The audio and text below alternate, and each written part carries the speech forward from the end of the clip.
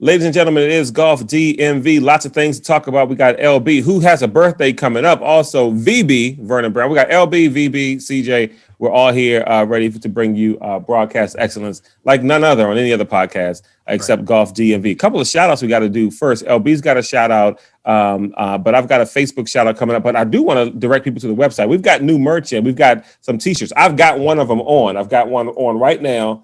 It says, "No offense, but I'd rather be playing golf." Golf DMV, of course, because no matter what I'm doing at the moment, even recording a golf show, I'd rather be playing golf than doing a golf show. And then we've got this other t-shirt here that I'll hold up. You can't really tell because I've got the mic here, but it says golf. That is all. And so we've got these t-shirts here and they'll be on the website. You can order them for, now I can't guarantee that you'll look as good as I do in the shirts or as good as Vern or LB, but you can wear them and you can see. I don't know how good you look at them if you look as good as we do. A quick shout out that I have, then we'll go to a LB shout out. David Newman on Facebook. I posed a question asking, who's playing this weekend and where you're playing, because it's Mother's Day weekend. Just want to know who's out playing. David Newman says he's going to be playing Compass Point, a course that we've played. Matter of fact, we made a Father's Day weekend out of Compass Point a couple years back, where we played the Southwest course and then we played the Northeast on a Saturday and then a Sunday. And so he said he's going to go out to Compass Point. He said be sure to send us a course review. He checked it on Facebook. He said, well, guys, the Northeast course at Compass Point was in really nice shape. The greens rolled nice. As for his round. Now, before we get to his round, let me say this. The Northeast course, I think, is probably my favorite between the two. Although the Southwest is fine, too. I just think I like the Northeast course. Yeah. The Northeast is when it has the links. A few holes have the links style to it, right? I like that side, too. Yeah. Mm-hmm. Southeast good, too. Compass Point, a great place to go play some golf, by the way, here in the DMV. Let's see. He says, as for his round, he says, meaning my golf game, we said it wasn't rained in before the round started, but luckily, talked about the rain. But the rain stopped right before his tee time at 9:06.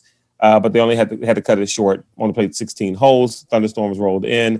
So it was all in all a good day, being able to be out with the fellas on the golf course. Win-win, no matter how bad you played. Which means he probably played bad. Because you only say it's a win-win no matter how bad you play if you play bad. If you play good, you're upset that you didn't get to finish and you had to stop at 16. And you don't say things like that when you you definitely lead with that. If David Newman shoots at 78, first thing he says, shot a 78. And then everything else is, I don't care about anything. Right, exactly. The people I played with were terrible. I had bad lunch. It doesn't matter. I shot a 78. But when it's the other way around, it's just all the sky was blue and the greens were great and the green. And he's right. He's right. Because when we were trash, we played trash more often. When you play bad, you're just like, I just had a good time hanging with the fellas on the weekend, man. I mean, just nothing like it. I mean, who cares how you play? There's nothing like it. No, we do care how we play. And there is something like it because you can hang out anywhere with guys and have a good time. Why do it on a golf course? But this is what we're in pursuit of. But David, you listen to the show. We kid. So thank you so much for the course review. Feel free to send them in anytime. LB, you have a shout out. Yeah. Last Wednesday. Yeah, I think it was Wednesday. I played around 9 holes with our buddy Jerry Boston, who is a Golf DMV listener from, I guess he's been with us quite some years. Yeah, some years now. He hit me up and we got out there and played at Laytonsville, just played 9. We didn't tee off till like almost 5:45 or something like that. Oh, wow. But it was one couple in front of us, so we breezed through. And speaking of breeze, it was windy as hell last Wednesday. Surprisingly cold too. When I left the house, I wasn't prepared for I had cut the grass that day and it's not bad out. And then the wind picked up and it was a totally different situation. But yeah, we had a good time.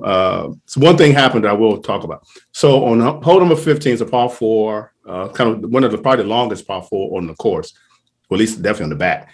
And there's a tree about 200 and some yards on the right-hand side. What are the chances that both of us hit the exact same tree and balls ricochet toward the fairway? What are the chances? 1 in 3 million. 1 in 3 million. Exactly. So we both hit the tree. And as soon as I hit it first, and then when he hit it, I said, you know what? I'm buying a lottery ticket as soon as I leave. And I did, and I still did not win. But I tried. And one more thing about Laytonsville, the range was closed and there was no food.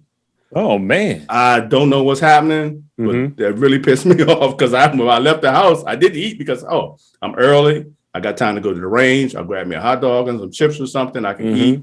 Right. Go to the range before we tee off. So I basically putted for 45 minutes while waiting for Jerry Boston to show up because they didn't have any food and the range was closed. So yeah, I don't know what that's all about, Me guys. neither. Like, honestly, No. like, you're charging folks, just have everything available, man. Yeah. Like, Yeah. again, we talk about Blue Mash as the standard for some of these things, but when I went there with Lamar, Jamar, and I think the other guy's name was Daniel, Lamar and Jamar. range That's balls, always funny to me. right? Lamar and Jamar will be friends, right? And so range open, food, beverage, everything's open. You know what I mean? It's just open. Yeah. Oh, actually, and we were in there talking. It was so windy and rainy that they'll talk about that. And Joe Hills, owner of Blue Mash, came down and we had lunch afterwards. And he comped around, so guys, just come back. It was way too windy or whatever. And we sat and talked for a long time. We got to get him back on the show. He talked a lot about being able to, golf courses as far as taking care of the course and things like that, and how business has been great since COVID. But just the overall experience, how much effort they put into the golfer's experience when they get there, because you're going to pay a pretty penny when you go to Blue Mash. But they try to make sure you have a great experience when you're there. So anyway, we'll talk about that a little bit later. But you guys played Friday. Speaking of weather conditions, Friday morning you guys were playing at Oak Creek. I think by the time you guys teed off, it was under 50 degrees. Right about just so. Yeah. Just so. Okay. Yeah. Yeah, because it was 40 something when I left my house, 44-ish when I left my house. Yeah. And he's far enough up north in Damascus that for me down here in PG County, I probably we started off at about 45, 46. So it wasn't that bad. It actually ended up taking off I had the underlayer on, the base layer. I had to take that off. Beautiful weather. Not much. Oak Creek was in decent condition, I'd say. Yes. Right? Yeah, right. And Oak Creek is usually in good condition, right? I mean, the last two seasons. Yes. Last 2 seasons have been straight, so it was in great shape. We're breezing through as a twosome. I actually showed up relatively on time. I actually got there before LB. Yeah, which was I came in hot. Yes, Nice. LB came in hot. I could tell he didn't feel like getting up early. It was early around 7:45 on a Friday morning. Right. But it goes back to what you said, Claude, a couple weeks ago. If for anybody who can get out on a weekday, you're looking to get out for like a stress-free breeze through round. If you got 2 or 3 guys you want to play with, man, a Friday or a Wednesday or a Thursday, 7-ish in the morning at your favorite course, that's the move. That's the move. Because you get out, when we showed up, the parking lot was empty. It was dead empty. I thought it was closed. It was so few cars in the slide. Yeah, to be fair, the starter said that because I guess there was impending rain. We were like, you could tell in our text thread, we were watching the rain all week. And I think up until the night before, the rain had been said to start at like 9 or 10. So he said a lot of people bailed on their early morning rounds on Friday. So when we got out there Friday morning, we just breezed on through. Yeah. We let like a single plate through, and then we ended up catching up with. We got to shout this guy out, Iman, I believe. Yeah, his name. Yeah, brother who caught up to us. He started off the back, so he caught up to us on like 12 or 13. He joined in, and we finished. I put up a plus 15. I mean, nobody cares, but the funny thing from plenty of people care. Plenty of people care. I cared. I didn't hear from you guys about the round, so I had to text like, so how did it go this morning? Yeah. It went pretty well. I forgot my putter because of Top Golf. I took it out for Top Golf and left it somewhere, and then I can't blame Top Golf. It's because I got up late and just rushed out the house. I just grabbed my bag.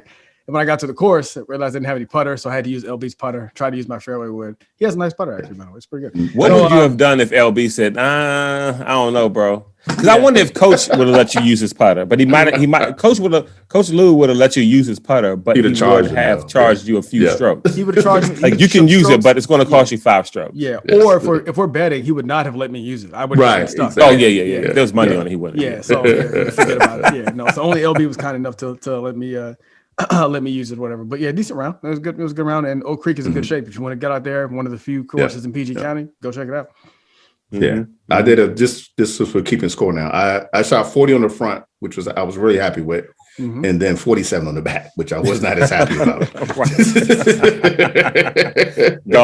Golf, man. It's weird the way it happens. Yeah. But that's the way it happens.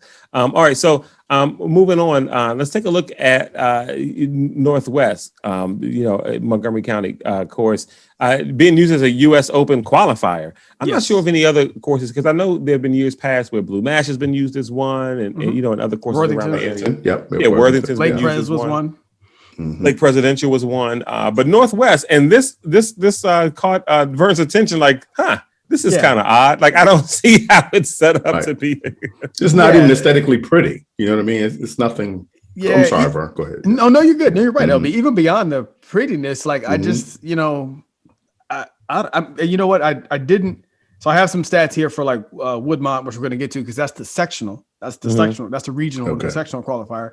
But Beltway Golfer put a post up last week. Our friend Alex, and I guess he was at Northwest taking pics while they were doing local qualifying. Shout out Will Lowry, Golf. He was out there actually trying to qualify for the U.S. Open.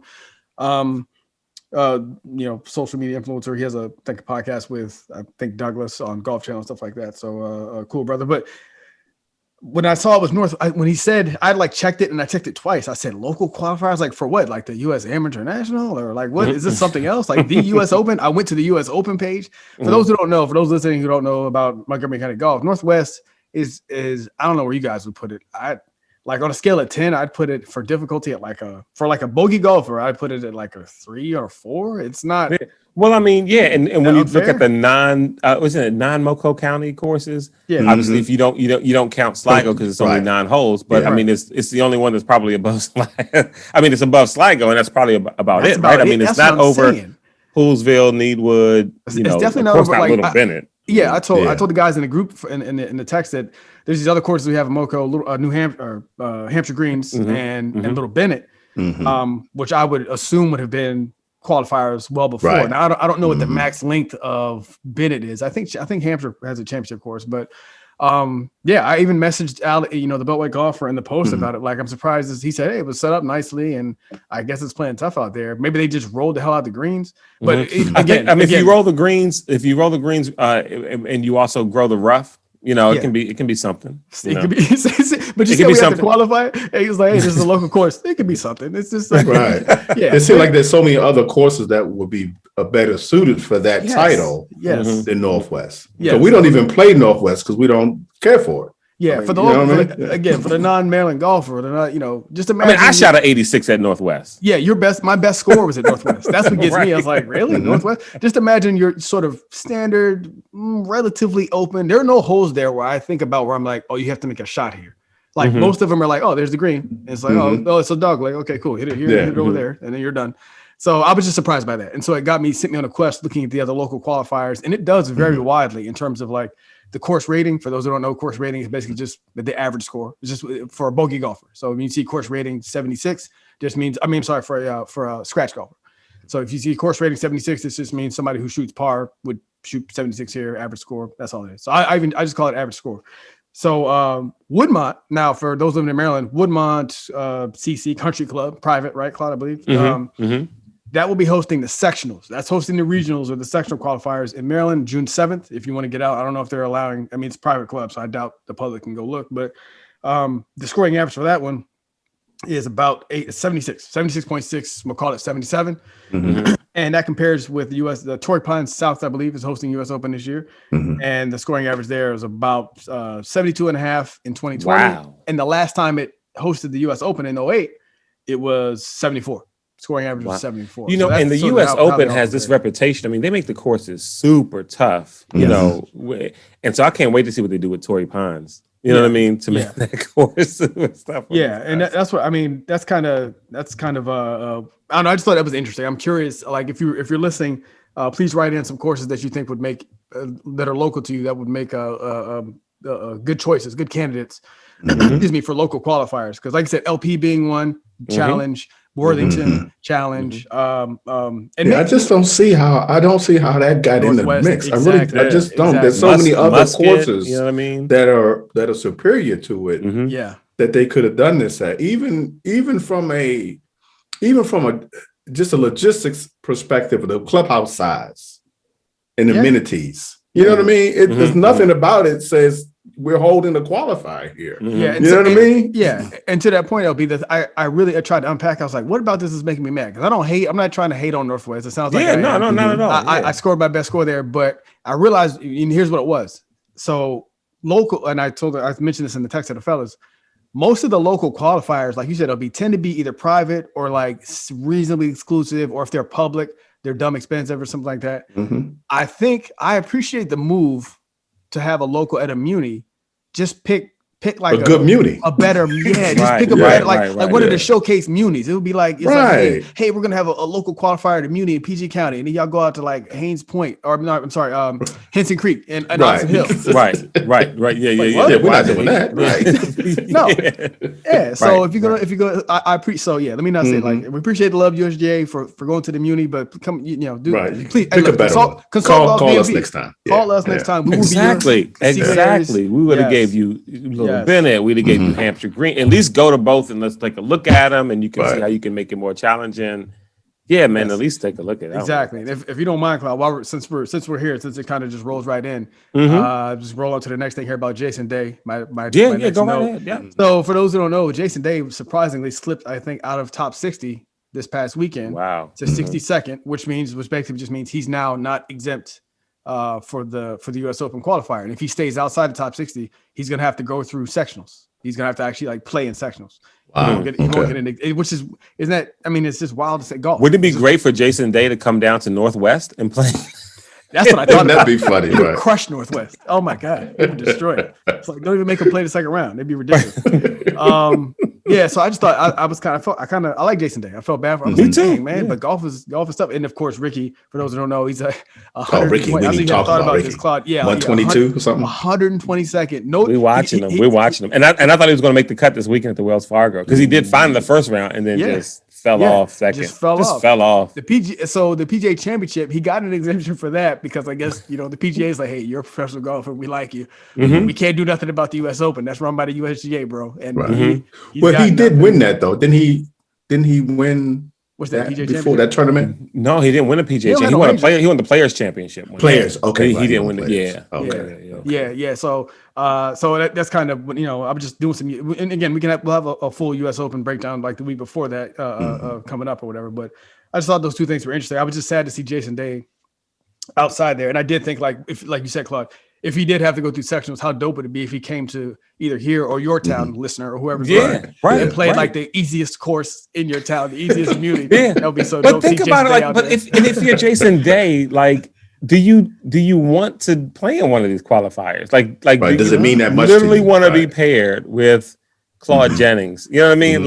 At a local course. Joe Random, Exactly. You know what I mean? Like, do you want to do? And then if you're there, obviously you're not going to be a jerk. You're going to talk to people, but like, how do you feel doing that? Because at one point in his career, he was the number one ranked golfer in the world. Oh man, that's what I'm saying. That would be tough. I'm laughing at myself because I'm just imagining. Like I imagine him pulling up, and it's like, oh, you're paired with, local Idaho legend, Joe Sprinkle, and Joe's just sitting there stretching out like, yeah, me and you, huh, Jason? Huh? Same.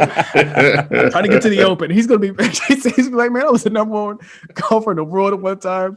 You're trash. I don't want to do that. Like, would he even want to do it? Joe like, I mean, Sprinkle. Sitting from my chair, of course, I would say, yeah, of course you do it. But then it's like, no, honestly, like, would you want? I don't think I would be surprised if he does that. I think a lot of guys, and when we say guys in his situation with his wealth, and notoriety, they're like, okay, fine, I'll catch it next year when I'm, my game is back together and I'm inside of, back to get my invite. Right. I don't see him doing it. I would do the same. And Jason is close enough with being outside the 60 and outside the top 60 that if I were him, what I might do, or if I'm his like agent or manager, I might just like whisper like, behind the back channels, hey man, let me, what's up with these? Can we just sneak him in there? Just put an exemption on it. I mean, it's me. It's Jason Day. Now Ricky can't do it because it would be too hot. If Ricky tried to be like, "Hey, can you just slide me?" Because as soon as he show up, they're gonna be like, "Ricky, what you doing here? Number 122." Right. But even Ricky, it's like he can't go to some qualifier local thing and play. Like why can't he? Because his stardom is better than that, right? Like, I mean, imagine forget even Ricky Fowler Edition Day, but like take a guy like an Aaron Wise or somebody like that, right? Yeah. Like they would come to these courses and smash these. They would. At least I assume they would, because again, golf is a game where they should number one in the world will win and then miss a cut, and number 82 will win. Like, I mean. But I would assume that these guys who we may have never even, who we don't even watch, a ton. Aaron Badley. I mean, these guys would come to Northwest and kill it. Yeah. I think and we would watch. Too. Yeah, and we'd watch like, wow, how in the world would they win all the time? But it's like because as crazy as it is to watch him kill this course, he can't even qualify for he's not even automatically in the U.S. Open because the other guys are that good. Yeah, I Ricky's star power is above doing the local qualifier, but you from this sport game may perspective, not be. So you're so far out when you show up and Joe Sprinkle's like, me and you, Ricky just gotta be like, yeah, all right, cool, yeah, we're reading for each other, we're just playing around, because I've been trashed lately. Ricky, and for me, it's the stardom being too much for the platform, and then it's the risk if you don't make it. Right. You cannot be Jason Day and you cannot be Ricky Fowler and not get past.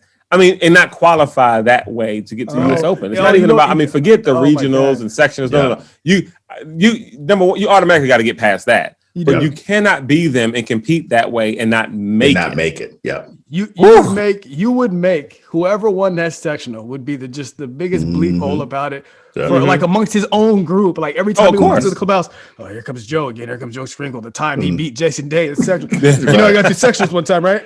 Jason Day was in there. Beat him.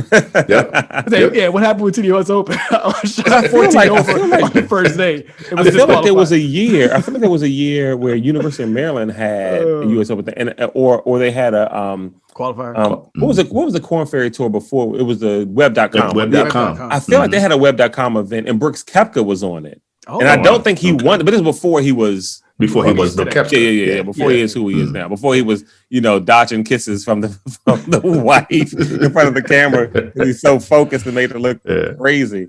So anyway, so I'm interested to see what happens. And no one will follow it the way Golf DMV. Yeah. So we do have dates for that. Maybe we'll. It's close enough. I can ride over there and just walk around, see what's going on. For the second qualifier, yeah. The one at Northwest. Oh no, Northwest. So I'm sorry, Northwest happened past week. Yeah. The locals happened this past week. So the locals are about wrapped up.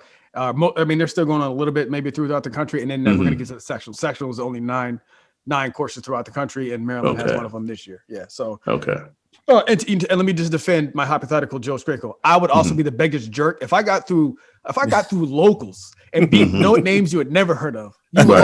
Listen. Every show, welcome Golf Clark. Can you just introduce me as local qualifying champion, Brendan Brown? And you have to be like, that's not an award. You didn't win anything. Right. Qualified. You got the opportunity to get beat. But look, and no matter what we talked about, we could talk about whether or not, the use of alignment rods at a driving range helps. And Vern's like, when I won the local, regional for the U.S. Open, I played pretty much. He was throwing it everywhere. That's crazy. Oh man. Speaking of amateurs playing, a quick Manny update. So it was PGA Junior League. He had a match this weekend. He played his team, Paint Branch in Greenbelt. They played the team from Henson Creek in Fort Washington. No, it wasn't Henson Creek. They played Enterprise. So Enterprise has 2 teams. They got a lot of kids there, and so they've got 2 teams. They played the who I call the A team from Enterprise, and they lost. Their team lost by a point, but Manny beat the brakes off the kids that he had to play against. Really? He had the other kids' parents cheering for him, and it was nuts because here's what I like. Look at Manny going like this. No, and he did. I'm telling you, while they're clapping, he's tipping his hat. He's pumping his fist. I'm like, he's really getting. And you've played with this kid before. This dude is totally buying into it. He thinks he's a pro. He's talking to parents, and what's crazy is so the thing he had to work on the most was like his putting, right? Because he was leaving a lot of stuff short. Ridiculously short, like his dad short. And so but he worked on this, and he's hitting these lag putts and dropping them 2 to 3 feet from the hole. And then just tapping them in, and like legit getting pars and stuff. And so it was funny because some of the, he was trying to encourage 2 of the other kids he was playing against because they were getting like upset and frustrated. Like, I don't really play this bad. And he's like, oh, don't worry about it, man. Keep your head up. You'll do okay. Just try hard this hole, and stuff like that. And then he gets up and while I'm beating the brakes off him. Yeah, while I beat the brakes off his kid. And so he won his match, and it was interesting because I wanted to see, because the first week he lost his match because of his putting. He would get on the greens before these kids would get on the greens, but they would putt out before he'd putt out, and so they would end up winning the holes. But he lost his week 1. He lost the match, but the team won the match. Right. I wanted to see what he would do if he won his match, but the team lost. So week 2, he won his match, but the team won their match as well. This week, He lost his match. I mean, he won his match, And the team lost their match, and he was upset. He he didn't care about the individual stuff. He wanted the team to win because it cost them a chance at the championship. So now they got to play for the bronze. But Oh wow, okay. yeah. So we'll see how it all plays out. He didn't call LeBron's agent and try to get out of another team. I didn't try to do that. Right. Well, I was on Pay Branch and I'm doing everything I can to get pars, but these guys are just it's not my fault these other kids can't play and the team lost. So I think Enterprise, if they just drop their sorriest person, put me on there, we'll probably get them some. Mm-hmm. Yeah, he's like, I beat the brakes off of these two. Like, trade me and send me to the championship team if y'all want a chance to win. So it was just cool to watch. It was cool to watch because he understood that the putting is where you need to improve, and he improved. And the last hole, so he won, I think, 2.5 points to a half point. And so, but the final hole, he would have dropped a point, but he had to tie the last hole. And he had like an 8-foot putt to have to tie it, and he knocked it in. I mean, just so clutch. I mean, he measured it up. He's looking. He's very LB-esque, walking around the green, trying to see what the drive, and then count his paces. Right. Stuff that LB tells me to do, so I tell Manny to do it, but I don't do it myself. And so he's listening, to you, LB, vicariously or whatever. And so he's listening to you through me. I don't. And so he's measuring, he's walking around, he's checking it out, and then bang, he just knocks it in. And then he hits it, and he does this. That's what I'm talking about. Let's go. He says, BB, which and then, but then his coach. His coach, who usually is real mild-mannered and chill, his coach is like, that's clutch. That's what I call clutch. And parents just looking like, okay, I guess that was an important putt. No one else knew it was important except me. Manny, it's okay. You don't have to do that. No one else knew that was important putt except Manny and the coach and other parents. I wish his swore did the whole the belt thing like right. Discount double that's how you know I haven't played with him yet. So don't worry, man. You pick up the yell out mannerisms eventually. Right. That's awesome, man. That's awesome. Exactly. There you go. So let's talk a little bit about the pros. Wells Fargo Championship. Anybody watch that? I watched a lot of round 1 and a lot of round 2. I didn't watch it much during the weekend. Yeah, I didn't. I had the final round on, and I had NASCAR on as well. I was flipping between the two. Yep. Second week in a row that you've done this. Yeah, but Bubba Wallace was trash this weekend, so I didn't watch as much as I would like to have. But it was good to see, what's his face? McElroy. Roy? Yes. You know what? This is interesting because the same way that so many people want to see Roy win, and they've been wanting to see him, it's the same thing with Jordan Spieth. Although we faced the Jordan Spieth, the momentum behind wanting him to win, a little more angst than we do with the Roy McIlroy crowd that want to see him win. Yeah. Why is that? Why is it? Well, for me, it's easy because I like Roy and I don't like Jordan. It's really simple. I think he's asking why. Is there a why in there? Oh, I need to have a reason? Oh, okay. Explain it to him like he didn't. Oh, okay. He got that part. I don't like George's arrogance. I think he to me he comes across as pretty arrogant, and I don't. And as I'm saying that, I know people say that about me sometimes, but game recognized game. Right. I don't see it in myself. I only see it in other people. I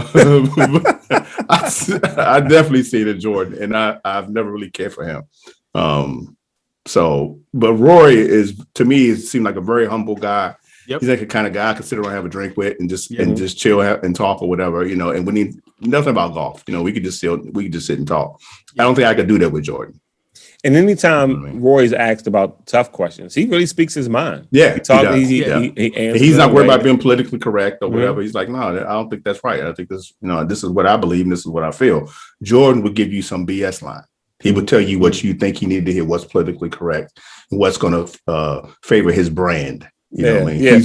He's more concerned about his brand, his sponsors than golf. And not to the point that Ricky is at, where Ricky's is like, I'm using golf to make commercials where to get paid, where Spieth is more about the golf, but he's very concerned about his brand and his image and all that kind of stuff.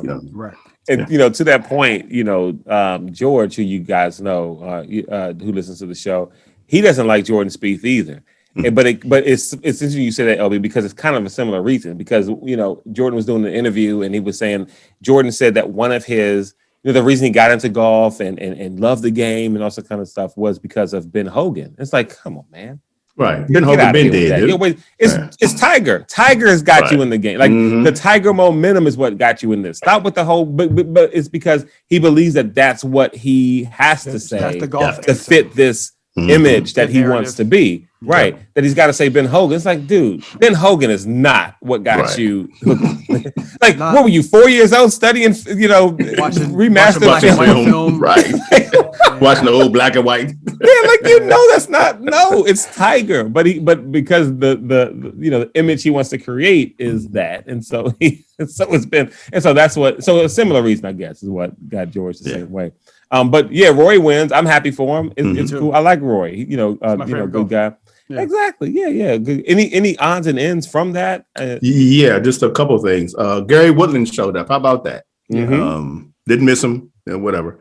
Phil. Let's talk quickly about Phil. Okay, what happened with Phil? These are on day one, right? Yes. Phil shot. I got his numbers. First round one, Phil shot -7. Had the first round lead. Oh wow. So I think he was tied. He either had it or he outright, or he was tied for the lead on the first round. Second round +4. Third round +5. Jeez, Sunday, final round +5 to end it at +7. Tied for 69th place at $16,767. You know who didn't tie for 69th place? Ricky Fowler. Right. Because he missed the cut. And I'm cheering for Rick. I'm a Rick guy. He missed the cut along with our buddy Lucas Glover, the OBG, Patrick Cantley, Jason Day, Top 10 Tony. Yeah. And my new nickname for Ricky is Ricky Making Money Fowler. Mm-hmm. Yeah. Because he's making money. I saw two new commercials this weekend with Ricky Fowler. Right. These are two new ones. Right. He popping them out. I give him credit. I mean, he's busy making commercials, but he's not practicing. That's for sure. And what's interesting too? You take all these guys who are qualified for the U.S. Open or the PGA Championship, and for more than half of that field, he's got more wins than. He's got more wins than these guys because he's got about 7 or so, something like that. Ooh, I think it might be less than that. I'm looking at be a little bit high. So I will say. So yeah, let's look at. I think he's got 8 or 9 career wins, some on the European tour, right? And probably 6 PGA Tour wins. 6 PGA Tour wins. I'm going to say 6 PGA Tour wins, 9 career wins overall. Okay. Professional wins 9. Okay. Yeah, five on the PGA Tour. Okay. 2 on the European Tour, and one on the Asian Tour, basically. One Asian Tour and one filed under other on Wikipedia. I'm curious what it is. I'm going to click it up. Oh, the Hero World Challenge, which technically counts. Yeah. That was one of Tiger's thing at one time, wasn't it? I think that was Hero something like Hero. He had a Hero or something. Yeah. And so, how many guys on tour would trade have 5 wins? Who would trade their, I mean, because you assume you'll get the money for it too. They would trade their status to be able to play in the US Open or the PGA Championship with Ricky's career at this point. A ton of them would. Yeah, it's true. That's true. And to be fair, I think we just see so much potential. I mean, it had been 18 months since Roy had won. So in a not quite the same slump, but similar. And I do. Yeah, he did win the Waste Management Open. I forgot Ricky. And to not be a Ricky Fowler apologist, let me say this too. Like you mentioned the slump though that Roy went through, and Jordan Spieth goes through it. All these guys go through slumps. This is the first slump I remember for Rick. Like I don't think he's been in a slump. This is the first kind of slump he's been through. And there's a part of his story I didn't realize. Apparently, I think his swing coach had passed away or something like that. And then he gets with Butch. And then as soon as he gets with Butch decides he wants to go part-time and retire. And so they've got a whole new swing coach. I mean, I'm not making an excuse for the guy. He's got no reason to feel bad for him. I mean, he's making a ton of money and doing his thing. Right. And, I don't know. He was just nice to my son. He gave my son a ball, okay? And he talked to him. Yeah, I think he's probably a stand-up guy, class guy, and like a real person. And golf is hard. That's all you really have to say about it, man. It's golf. Golf is difficult. Like I said, don't forget Martin Keimer lost his card. I think it was Martin Keimer. Yeah. And there was a small period of time where Martin Keimer looked like a robot. Like he's just gonna, win the next few majors in a row. Like I mean, he looked like he was gonna be the guy. That guy. And he just wasn't. and he just wasn't. Do we have a Manny Millions for this Wells Fargo? Yeah, yes, we do. And one more thing about Quail Hollow, Quail Hollow and or the Wells Fargo Championship. Next year, it will be here. It will be played here at Avenel because Quail Hollow is going to be hosting the President Cup next year. So they're moving the tournament here to TPC Avenel. We got to get to that one too. Can't wait. We're going to be there. Yep. So that. Vern, have you ever seen TPC Avenel? Have you ever seen it? And but you went there, right? For the last time the Tiger tournament. Yeah, Potomac, right? Potomac, Maryland. Mm-hmm. Man, that course, man. Bring your walking shoes. That's all I got to take. Okay. Lots of hills. Yeah, lots of hills.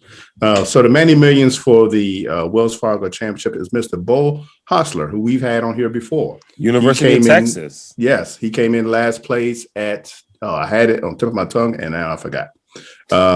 Because I had it in my other book. Because I've gone through my book. See how big this book is, folks. Yeah, I'm on my second notebook now. We're approaching 200 episodes, folks. Yeah, so I had to go out and actually buy a new notebook. We should do something special for 200. We should do like a live virtual thing where people I'll set up like a webinar. People can log in and watch us record the show live. Agreed. Yeah, and you can actually ask us questions and stuff live. How about that? All right. Like, you are next on Golf DMV. All right. Okay. So Mr. Bo Hostler finished at plus 14, won $15,471. Bo is 6 foot 195 pounds, 26 years old, and he's single, ladies. Single, ready to mingle. He's in Dallas, Texas. He was originally born in Mission Viejo, California. Here we go. So he went pro in 2016 and joined the PGA in 2018. Okay. All right, here we go, fellas. Out of 109 events, he's made 69 cuts. Ooh. Okay. No wins, 2 second place finishes, 0 third place finishes, and 6 top 10s. Ready? 109, 69. Out of 109, he made 69 cuts, no wins, 2 second place, 0 thirds, and 6 top 10s. What is his career earnings? I think Vern won last week, right? Yes, I did. Yes, he did. I'm gonna let you go first, though. Let me give you the last week's one was that's funny. I think I said like 19 million. They were both ridiculously high. Yeah, I'm going to go 60. And it was like 8. So what I'm going to do is, you said out of 109, he made 69 cuts. Yeah, I'm going to say 6.9 million. 6.9. There you go. See, I see what he did with the 6 and the 9. I know what your number is. Yeah. There you go. Okay. All right. So I'm still gonna go above that. I'm gonna say 10. It was a smooth round 10 million. Smooth round 10, and you will be a smooth loser. There we go. I'm back on top. Pour all this extra sauce on that when you say it. It's developing like a strikeout call, like an umpire. Put all this extra flavor into it. It's 4 million, a little bit over 4 million 56,000. That makes sense. Yeah. So so little thing about him, as a junior golfer, we talked about this. You remember those shows from last year? He's a junior golfer. He qualified the U.S. Open at 17 years old. In 2012, he finished 29th. That was the second time he had qualified, actually, for the U.S. Open. He finished 29th in 2012. He used to work with the legendary instructor, Mr. Jim Flick. He worked with him up until his passing in 2012, and I don't know who his new guy is now, but Mr. Bo Hostler. There you go, ladies. There you go. I'm the matchmaker. 26.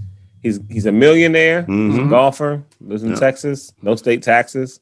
Yeah, talk to him. But you got to watch out for the guns and everything. You can concealed carry is no. Apparently, is going to be legal there. We don't even have to have a permit anymore in Texas, the state of Texas. Yeah, I mean it comes with the shared challenges. Let's see.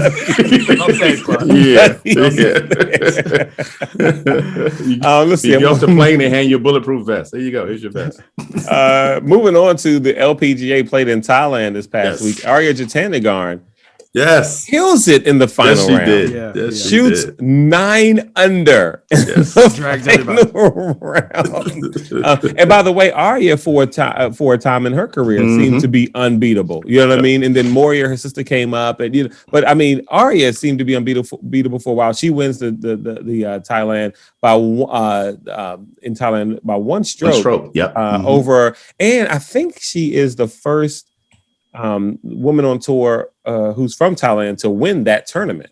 because that was a whole big deal. Like the lady who finished second, I can't pronounce her name. I'm not even going to try to do it. Yeah. And Patty Tavatanakit, they were saying because they were leading going into the third round, I think, and so the whole big deal was, will a player from Thailand finally win this tournament? And but no one was talking about Arya because it was so far back on the leaderboard until the fourth round, where she came out and crushed it. Sure did.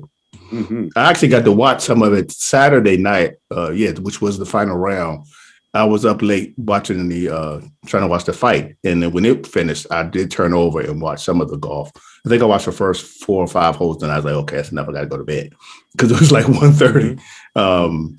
But yeah, it was good to see. For the little bit that I did see, I enjoyed it.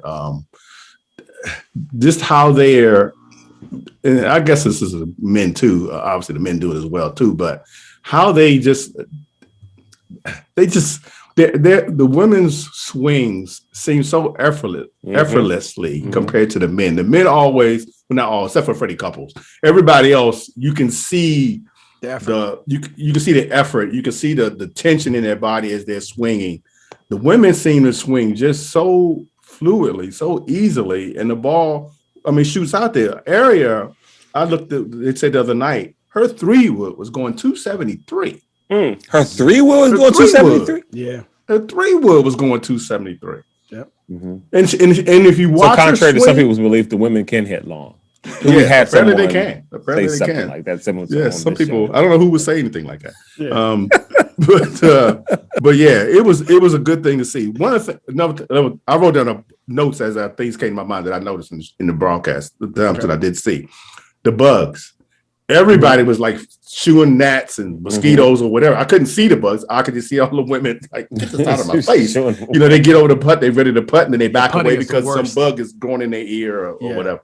And that's the first time I really noticed that. Even in the pros, you don't see that as much. Where they're, here we get it. Some seasons where the bugs are just, you can't even go do anything. The bugs are so bad. Right. But I did notice that a lot over the weekend, how they were all fanning bugs. Patty T was looking sexy as ever. Okay. Not the next thing I thought you was going to say. Okay. I'm just writing down. I'm just going through my notes. Just wrote down notes. My notes. You wrote down exactly what you were thinking. Yeah, she was looking good again. The whole week she was looking nice to me. So yeah, what else I have?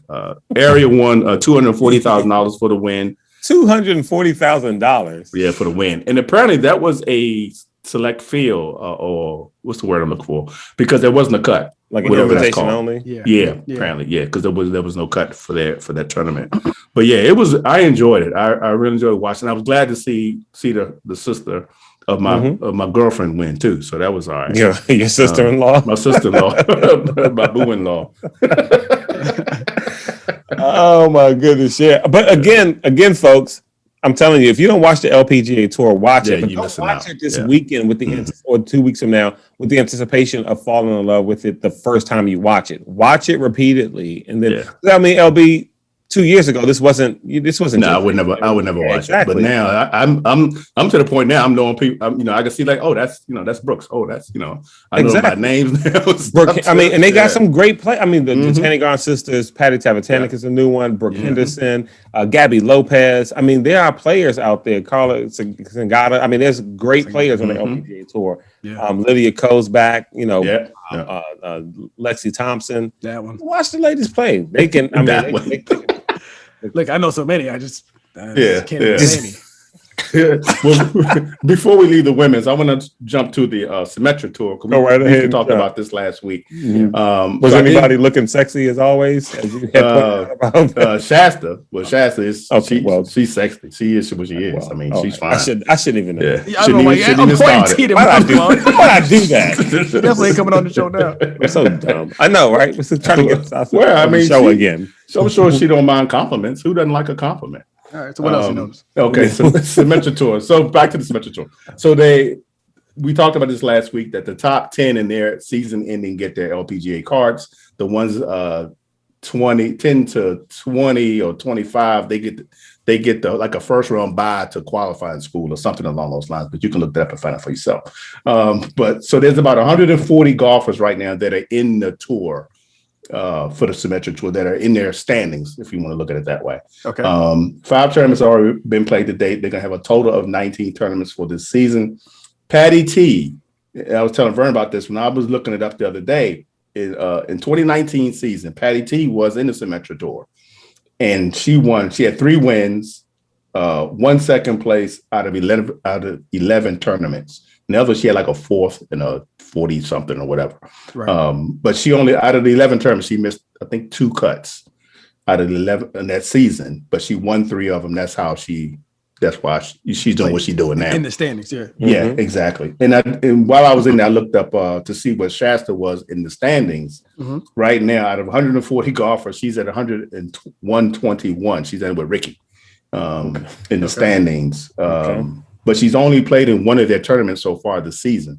So my question to her, if she were to come on the show or is listening or would like to just DM me directly, I would appreciate it. My question is, I'm really curious, what is her, what is her goal? And we saw the commercial, everybody saw the commercial of her, maybe you've seen it on Golf Galaxy. She's in a Golf Galaxy commercial now, just came out this week, I believe. Talking about fitting and stuff like that. Yeah. Right, exactly. So my question, because I remember, when we talked to her when she was here for the long drive last year, her goal was to get on the LPGA tour. So what is your plan then to get to the tour if there's... It's going to be tough to do it if you're only playing in one tournament. Exactly. They played 5 tournaments to date and you only played in one of them. Obviously, even if, what I mean? I just curious what her plan is, what her goals are career-wise. Right. Is it something else or is it not the LPG anymore? Or how does she plan to get there? So that would be just my questions.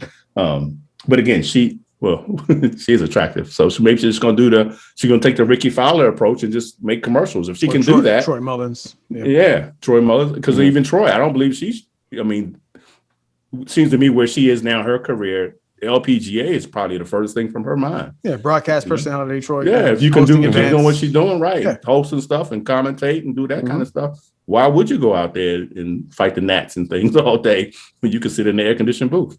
Lots of ways to make money in golf. You know what I mean? Covering the game, sponsoring stuff, or have sponsors, whatever. That's the ways to do it.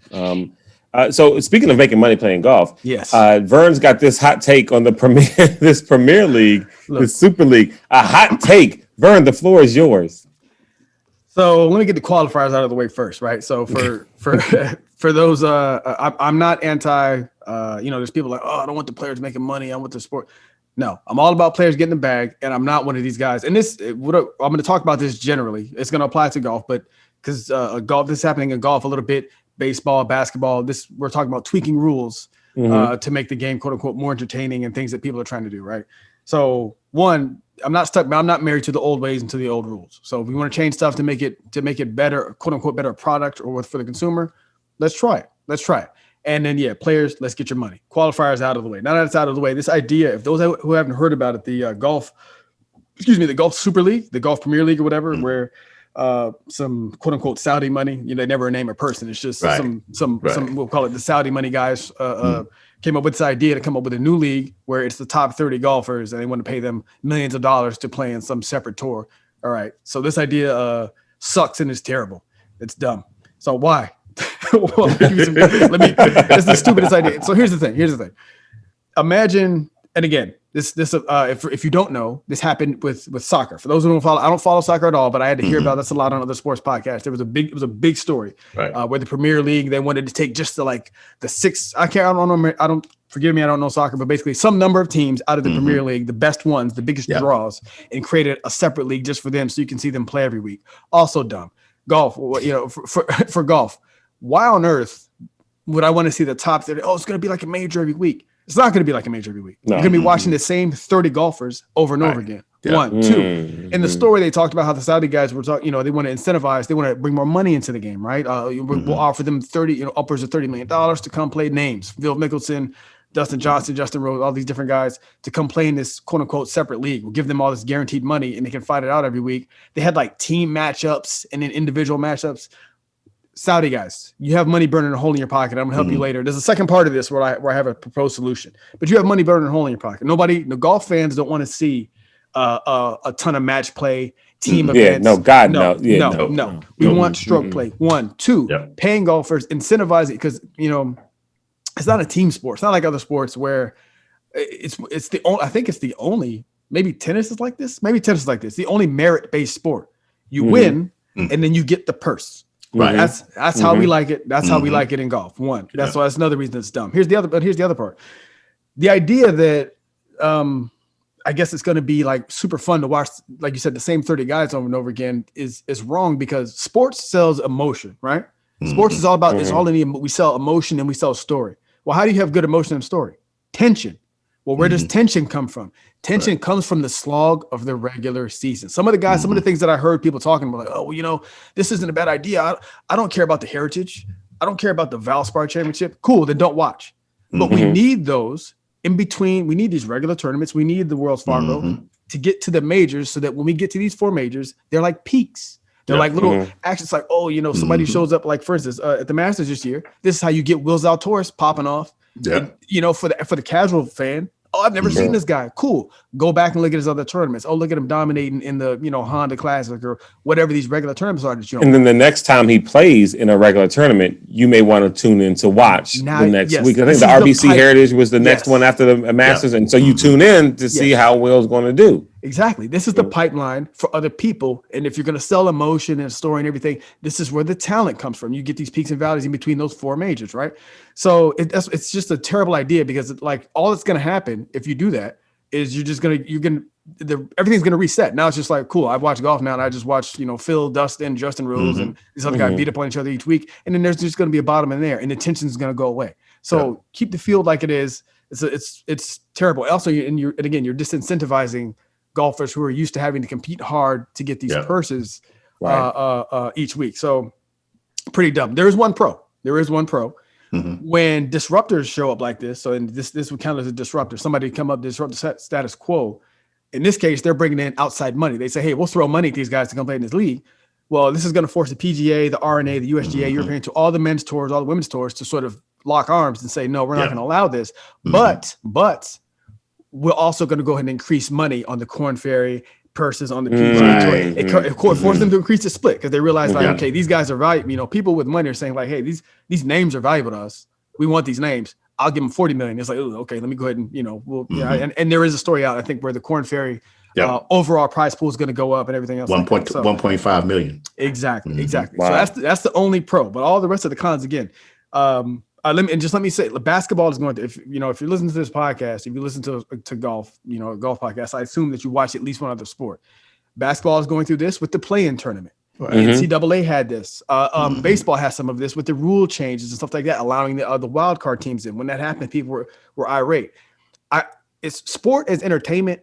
It's difficult, and I understand that, because you have to balance pure sport, which would be like the dead ball era, and for basketball, this would be like the old school, like where we watched people sit up in the post for 4 minutes doing nothing but dribbling with their back to the basket. So you have to balance pure sport, no 3-point shot, exactly, with pure entertainment, which is points, 5-pointers and trampolines and sparkles and glitter to get all this stupid bleep to get casual fans. And so it's a balancing act. And this is where this is why I say I'm cool with flexible, making the rules changes flexible and stuff like that, because ultimately to see the best in the world, you have to pay them, and to pay them, you need eyes, and for eyes, you need it to be entertaining. But more than and shout out to Steve Krugman, who taught me this. More than anything, what makes people entertained is story and emotion. You will check in to see, like you said, a Will Zalatoris who came second or third or whatever at the Masters pop off at the U.S. Open, right? But you don't get those stories and that tension and stuff without the slog of the regular season. If you don't want to deal with the regular season, check out. You know what I'm saying? And there are little adjustments in there. I don't know what you guys think. There are little adjustments in there you can make for the regular golf tournament, like putting him on a clock, making it go faster, things like that. That'll make it more more appetizing to the casual fan. But we don't have to go full. You know what? Let's just watch the fight. Imagine in baseball, if baseball did a separate league where it was just the Dodgers, the Cubs, the Yankees, and like 4 other popular teams. Yeah. Who's watching that? That's whack as hell. That's boring. So what's your proposal? Yes, I have a proposal. I'm gonna see what you think about this, baby. So if I'm Jay Monahan, so check this out. So you just showed your hand, Saudi money. You said, "Oh, we'll give people $30 million and 30 golfers." Cool. So I'm going to assume a round number of 100 million. You got $100 million burning a hole in your pocket. And what do you want? You want a golf tournament in Dubai. You want with names in it. That's all you want. That's all you want. So what we're going to do exactly. So, and for those who don't know, let me just switch back to the actual story real quick. The PGA, obviously the PGA, USGA, all the golf bodies locked arms and said, "Hey, we're not against this. We're not for this." And if anybody who goes, we talking about lifetime bans. And even players were talking out about it. Like Webb Simpson came out, and like a lot of players saying, "This is ridiculous." Yeah. Side note: the players' reactions were funny because you could read into them through the veil. Like, because Victor Hovland was like, I love the PGA and I love playing here. I just don't. We shouldn't just turn away. Right. Let's listen to it. Even Phil kind of walked the line a little bit, like, Phil wants it. Phil wants it. Yeah. For those who don't know, Phil's in the twilight of his career. Of course, he wants somebody to give him $30 million to come play and get the bag. And no matter how good or bad I do, I'm going to get 30 million. Exactly. But here's my proposal. If I'm Jay Monahan, because you just showed your hand. So look, we don't have to just completely rebuff you. You got money and you want people. We got the people. Let's make a deal. Here's the deal. We're going to give you a tournament. When I say we, I mean, and think about and shout out to the LPGA Cloud. I amended my idea. So this is PGA and LPGA. We're going to do how tennis has the U.S. Open in New York, and both tournaments have it at the same time. Yeah. Do a situation like that. So we're going to give you a Dubai. I'm going to call it dollars in Dubai. I was going to call it get the bag in Baghdad, but I don't think Baghdad's ready really to. Yeah, Baghdad's not quite ready to have things like this. Okay. Halliburton ain't been there long enough. So my dollars in Dubai tournament idea. You got $100 million. You're going to pay us a fee. When I say us, all of the pro governing bodies of the LPGA, PGA, European Tour, blah, blah, blah, all the way down to USGA. And some of that money is going to go to the Corn Ferry. You're going to pay us a licensing fee. We'll set up a tournament in Dubai. It will be in August. It would have to be basically the last weekend in August or last week of July, first week of August. It cannot be I don't want it near the majors. The majors are still the majors. Yeah. This tournament will have only 30 golfers. It'll be invite only. I will guarantee you of the top 30, 15, I'll guarantee you 15 of the top 30. And the others will come from the top 50. So you're looking at a pretty good pool. So you got your names. You said you want names in Dubai. Yeah. You got names now, right? Cool. Yeah. And we're gonna lean into the fact that this is a straight money grab. So you want casual fans, cool. So what's gonna happen is for both the women's and men's side, half of the top 30 will go, and the rest will come from the top 50. We send them over there. And instead of doing a normal tournament payout where, there's like for the average golf fan, even us, we don't really know the pay structure. We don't know the difference between 10th place and 20th place, right? Do it this way and make it exciting. Everybody who comes into this 30-man tournament starts off with $2 million, like basically potential money. And it decrements or adds as they move up and down the leaderboard, with last place being 500,000. So now you have the drama of, hey, I'm fighting during the regular season to get into the top 30 to get to the dollars in Dubai joint. Then when I get over there, I got to fight to keep that, like 2 million will say, well, that would be the quote unquote cut line. That would be like dead center. And then if you get above that, you get more money. And if you get last place, you get 500,000. So now you have a storyline where Paul Casey or somebody could get into that joint.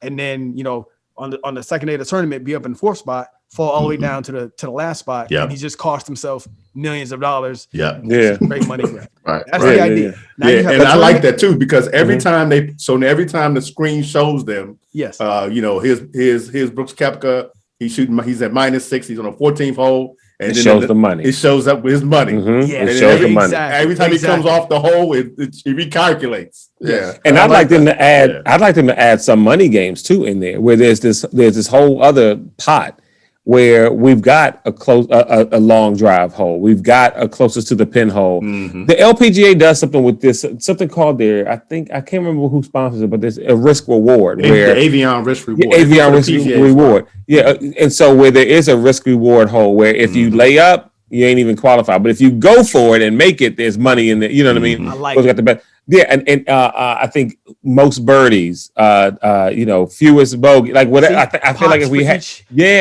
odds for each kind of thing. I think if you do something like that, I think the people with that Saudi money who want to do this Premier League, they get their gamesmanship out of it. They get the whole excitement. Yes. And then the PGA Tour and them also benefit from it as well. Exactly. No, that's great. All the way down to the Corn Ferry Tour, they benefited. You have money, and because that's all they want. The real thing is, guys, I don't even think these people want to run a tournament.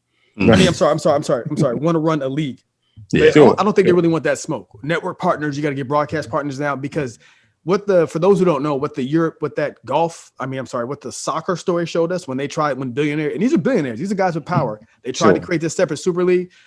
Bro, it's one thing when billionaires go up against regular people. When they go up against like other billionaires and huge corporations, because now you're messing with media companies' money. Because now we have to pay 2 people for rights to broadcast. Yeah. It's just too deep.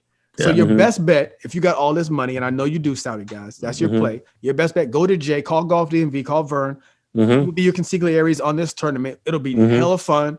It's sort of a maybe not a mid-term, because I think the FedEx Cup starts like late August into September. It'll be like a 3/4 of a way, little fun spurt.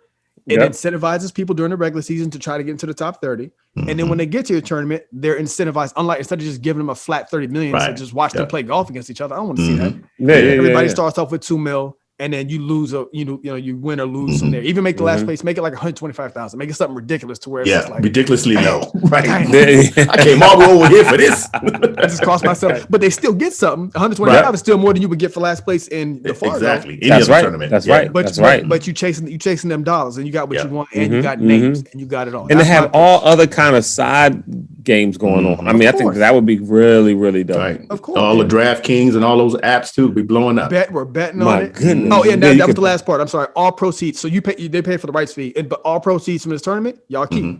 The Saudi keep that. So whatever you make from the tournament, that's all yours. You got to pay us. You got to come off that 100 mil. Right. Yeah, for the rights fees or whatever it is for however many years. And then we'll set this tournament up and we'll run it for you. And it'll be a legit sanctioned PGA tournament. So if you win it, that counts as a win. Just like Ricky Fowler, maybe he can get in there and make some money. Could you imagine? Right. Because it's by invite only. I mean, well, no, you said this wouldn't be by invite only.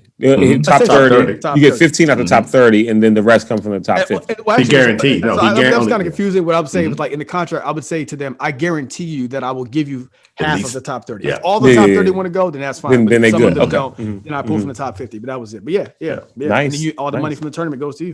Problem solved.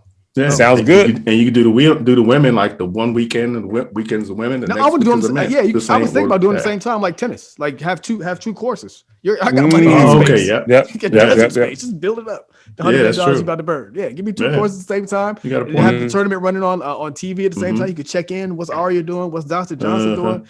Whoop. So, it's pretty good. For those, look, go search YouTube. Or we'll put it on. I'll put a link like in the show notes or on our Instagram for the video that I sent to Claude and LB that sort of summarized what was going on.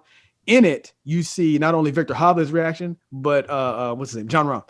John Rahm had to I think he had the best one where he said he kept the most 100 because he kind of said the right thing of like, I'm with the PGA. He said, look, I told my manager, don't come at me until this is real. He didn't say no. Right. He said, I love the PGA. There's been a lot of talk. Yeah, it's been a lot of talk. Yeah, and you saw how quick the other one got shut down. So when this is a real possibility, then come talk to me. Because I guarantee if somebody told John Rahm's like, we need you to pay, we can pay you $30 million, come get this bag in Spain. He'd be like, well, I'm from Spain, so I'm right over there. So. Yeah. Well, even Rory said that they first approached him in 2014 about this or something like that. So he's like, they've been talking about this for a long time. We haven't seen anything. So make it real. Make it real. Absolutely. By the way, LB's got a birthday coming up, and we got a birthday round on the way at Blue Mash on a Sunday afternoon. Can't wait for that. We got 2 teams. We got almost a group of 8. We'll get 8 out. I'm pretty sure we will. Maybe. Yeah. Well, because I didn't know you had 8 until the other day. Aaron called me. We was talking, and he was telling me he may not be able to make it because he's coming out of town or whatever. And he confirmed that today. He did. Okay. Yeah. And he said, I didn't know if I was going to make it. And I was like, I didn't know we had 8. I didn't know we had 8 spots. We're not supposed to say anything about the 8, Vern?